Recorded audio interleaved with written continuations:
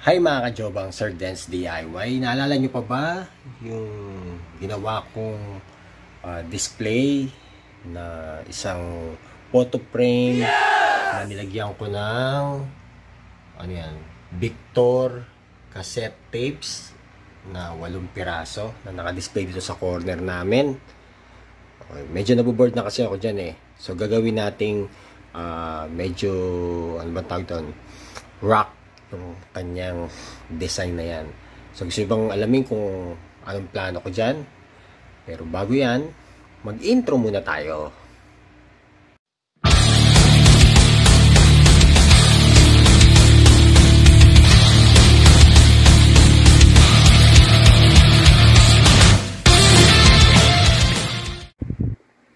So yan mga kajobang, nakikita nyo itong ating ginawang pangdekorasyon sa aking corner dito sa aming bahay. So tatanggalin muna natin to. Yan, screen lock. So papalitan natin ng medyo, gagawin natin medyo rock. Diba? Ayaw makuha. Yun. So ito kasi yan eh, yan ang itsura. So yun yung mga cassette. So ang aking gagawin mga kajobang, papalitan ko itong mga cassette tapes na nakalagay na to. Yan. Ng mga cassette tape din na hubad.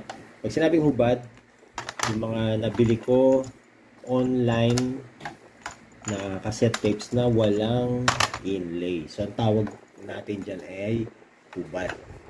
So ang papalit natin ay itong mga cassette tape na to. So, kilala nyo ba yan? Bet3. Again, OPM band yan. So, dahil ito yung likod, i-display natin yan. Wala siyang inlay eh. So, gawin natin, di-display muna natin. Habang naghihintay tayo ng inlay. Kasi, ayoko naman mag-DIY ng inlay. Gusto ko yung original inlay din. So, second one is itong Independence Day. Diba? Mga OPM yan. Mga maiingay na tugtugan yan. Then, third one is yung acoustica ng Wolfgang. Ito, swabe to. Hindi masyadong maingay yung version ng acoustica sa mga kanta ng Wolfgang dyan eh. Next is River Maya Atomic Bomb. Waring inlay.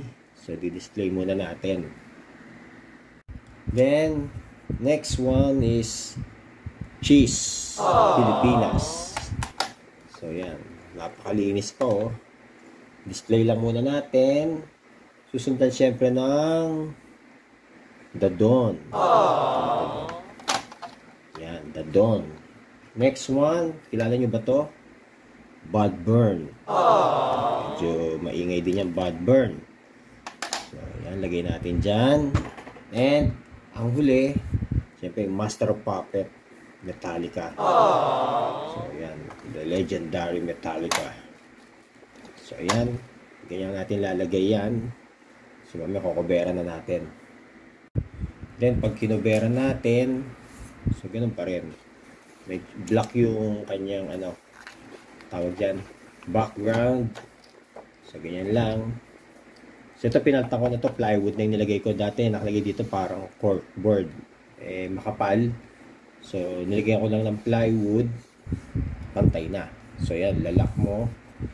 Lock natin to para hindi kumawala. Pangatlo. Apat lang naman itong lock. And then yung pang-apat. So yan. Ready na. A few moments later. Yan. Nakita nyo na. I-display na natin yung mga hubad kong cassette tapes. Nandiyan yung Bet3, Independence Day, Acoustica, Wolfgang, River Maya, Atomic Bomb, Cheese Pilipinas, The Dawn, Bad Burn, and Master of Puppet, Metallica. So, kung tinatanong nyo kung saan ako nabili to, itong frame, nabili ko lang to sa Japan Surplus, parang 100. Parang Japanese design yan. Tinanggal ko yon. Tapos nga, display ko tong mga Victor cassette tape ng una.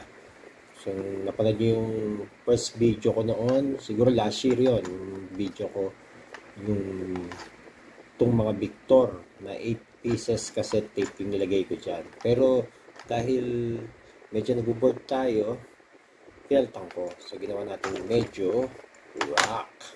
Okay ba? Rock and roll.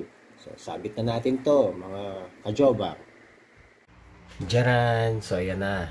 I-display na natin dito sa corner ng aming bahay.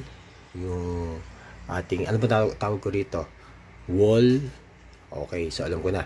Wall of Fame. O, di ba? Hindi Hall of Fame, ha? Wall of Fame. Kasi nga, mga sikat na banda yan, no? So, tatawagin ko siyang Wall of Fame. Yan. So, nasa corner natin. So, again, Betrayed, Independence Day, Acoustica, River Maya Atomic Bomb, Cheese Pilipinas, The Dawn, Bad Burn. So, naalala nyo ba ang Bad Burn? Medyo maingay na tugtugan yan.